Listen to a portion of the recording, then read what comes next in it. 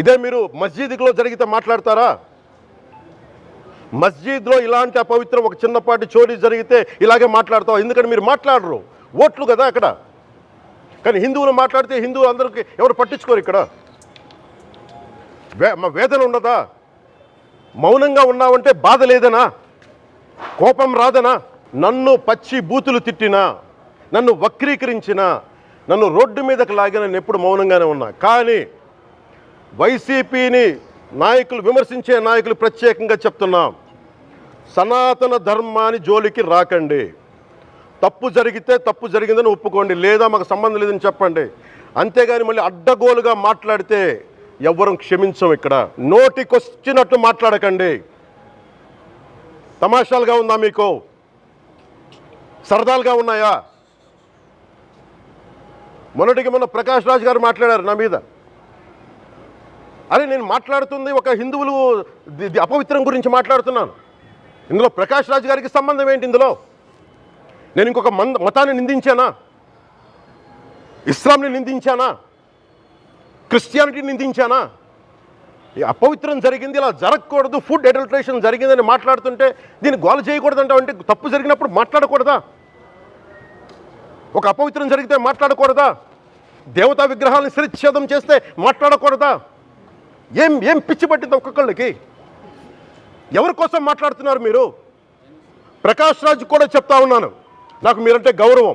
I have extreme respect for you. కానీ when it comes to secularism, Prakash Raj garu, it is a two way, not one way. I have extreme respect for you. You know that. మీరు secularism is always two way, it is not one way. హిందువుల మీద దాడి జరిగినప్పుడల్లా వచ్చి మాట్లాడటం తప్ప, అన్య మతాల మీద జరిగితే నేను కూర్చొని ఇంతమంది కౌలు రైతులకు ఇచ్చాను, ఎంతమంది ముస్లిం ఇస్లాం రైతాంగానికి ఇచ్చాను నేను. ఇదే ఎన్ని మద్రాసాలకి డబ్బులు ఇచ్చాను నేను, 25 లక్షలు 30 లక్షలు ఇచ్చాను, నేను ఇచ్చినవాడిని. నేను నాకు అన్య మతం ఇస్లాం మీద గౌరవం ఉన్నవాడిని, క్రిస్టియానిటీ మీద గౌరవం ఉన్నవాడిని. చిన్నప్పటి నుంచి కూర్చొని మిషనరీ స్కూల్లో చదువుకున్నవాడిని. నా టీచర్ చెప్పే సూక్తి, తను తగ్గించుకున్నవాడు హెచ్చింపబడిని చెప్పి బైబుల్ సూక్తిని ప్రతిసారి కోట్ చేస్తూనే ఉంటాను. ఇది నా గౌరవం, ఇది నేను చూపించే గౌరవం.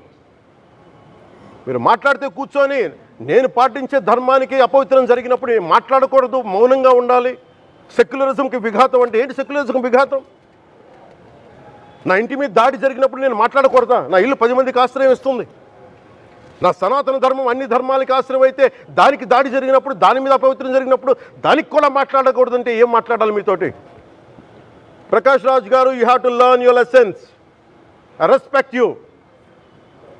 It's not just Prakash Raj Garu, all the people who thinks in the name of secularism, you're going haywire. Let me tell you guys, we are extremely hurt. Don't make a mockery out of our sentiments. We are deeply, deeply hurt. It's not fun for you, for you. Maybe it might be fun for you. It is not fun for us. It's a deep anguish, deep pain. Don't you ever forget.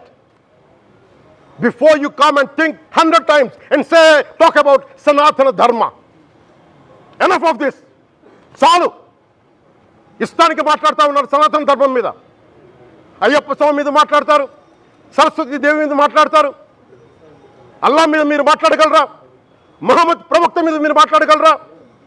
Jesus మీద మీరు మాట్లాడగలరా?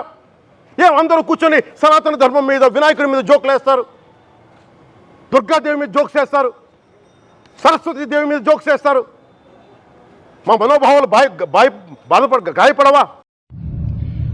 అబ్బబ్బా, పరమ పవిత్రమైన తిరుపతి లడ్డు కోసం social మీడియాలో ఎంత రచ్చ చేశారు అంటే, ప్రజల భక్తుల మనోభావాలని బాబో ఎంత హింసించేశారు నిజంగా చెప్పాలంటే. సరే, పొలిటీషియన్స్ అని పక్కన పెట్టేద్దాం.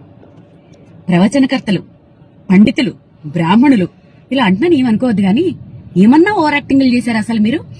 ప్రాయశ్చిత్త శ్లోకాలట వాళ్లే కనిపెట్టేసి ప్రాయశ్చిత్త శ్లోకాలు చెప్పించేసి, రామ మీరు చేసింది మామూలు రచన. పాపం ఎంత మంది భక్తుల మనోభావాలతో ఆడుకున్నారు నిజంగా. ఇప్పుడు ఏం చేస్తారు మీ అందరూ? మరి ఇప్పుడు మీరు నిజమైన హిందువులైతే, మీరు నిజంగా వెంకటేశ్వర స్వామి భక్తులైతే, అదే నోటితో సోషల్ మీడియాలో మమ్మల్ని క్షమించండి అని పోస్టులు పెడతారా? పెట్టండి, ఎంతమంది పెడతారో చూస్తాను.